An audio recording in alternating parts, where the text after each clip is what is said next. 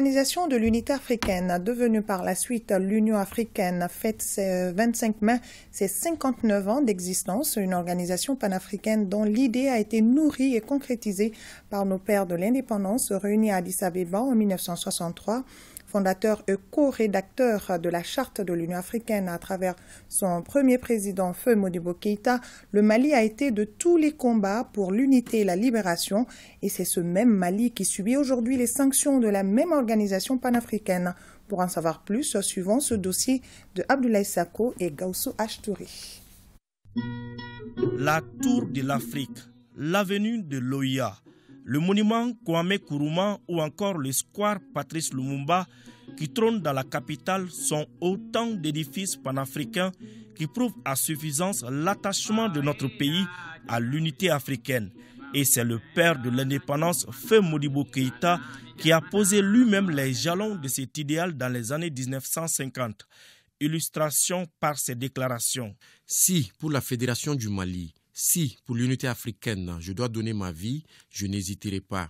Je ne reculerai pas, je le jure. Le Mali ne saura considérer sa mission comme accomplie tant qu'un seul pouce du sol africain sera occupé par les colonialistes avides. La République du Mali peut conclure avec tout État d'Afrique des accords d'association ou de communauté comprenant l'abandon partiel ou total de souveraineté en vue de réaliser l'unité africaine.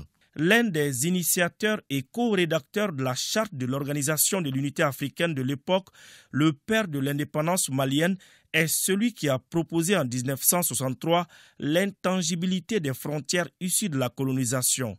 Son combat, une Afrique unie au-delà des divergences. De l'unité, seul dépend notre salut à tous et l'avenir de notre Afrique bien-aimée.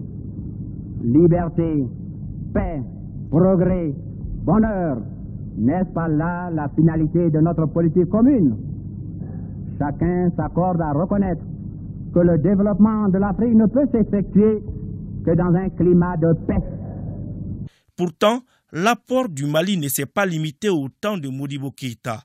Le pays a été de tous les combats pour atteindre l'unité africaine. Le combat était constant de la part de Modibo et même après le coup d'État, le président Moussa Traoré, qui a d'ailleurs été président en exercice de l'OIA, aussi a mené le même combat. Nous savons que nous, les Maliens, de façon générale, nous avons été contre toutes les formes de domination étrangère. Le Mali a été présent partout où il était nécessaire, en tout cas, d'affirmer les dispositions de la charte et de l'Organisation de l'Unité africaine. Et curieusement, c'est ce pays qui subit aujourd'hui les sanctions de la même Union africaine, car il a décidé d'affirmer pleinement sa souveraineté. Cela peut paraître paradoxal que nous soyons à la base de tous les combats pour la cause des autres et qu'aujourd'hui c'est nous qui soyons sanctionnés par les mêmes. C'est paradoxal, c'est incompréhensible de la part de tout le monde. Un embargo est très lourd. L'embargo ne visera pas les tenants du pouvoir. L'embargo va plutôt viser les populations. Et c'est dans cela vraiment que nous avons trouvé tous et à l'unanimité dans notre pays qu'il y a un acharnement contre nous. Et nous ne comprenons pas sur quelle base cet acharnement va se faire. Pour Dr Sylla, l'Union africaine doit revoir le cas Mali sous un autre angle. Nous sommes dans une situation particulière et qu'il puisse vraiment enlever ces sanctions-là qui touchent notre pays aujourd'hui. Je crois qu'il y a d'autres méthodes, d'autres voies qui peuvent nous aider à arrondir les angles entre nous. Pour parachever le combat des pères de l'indépendance enclenché il y a 59 ans, les Africains doivent s'unir et affirmer leur souveraineté vis-à-vis d'une quelconque puissance soit-elle. Aujourd'hui, 60 ans après, au lieu d'être des pays puissants, émergents, nous sommes à même à nous interroger si cette indépendance nous a été utile ou pas. C'est une interrogation.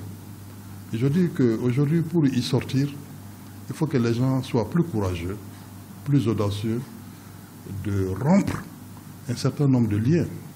Et c'est en cela que je salue en tout cas, le gouvernement actuel de la transition malienne, qui est quand même assez courageux, qui est allé à cette rupture-là, et à pouvoir dire certaines vérités, et à pouvoir affirmer notre souveraineté dans sa plénitude. Avec une telle dynamique, les vœux formulés à Addis Abeba en mai 1963 par les 31 pays seront exaucés. Saluons ces jours.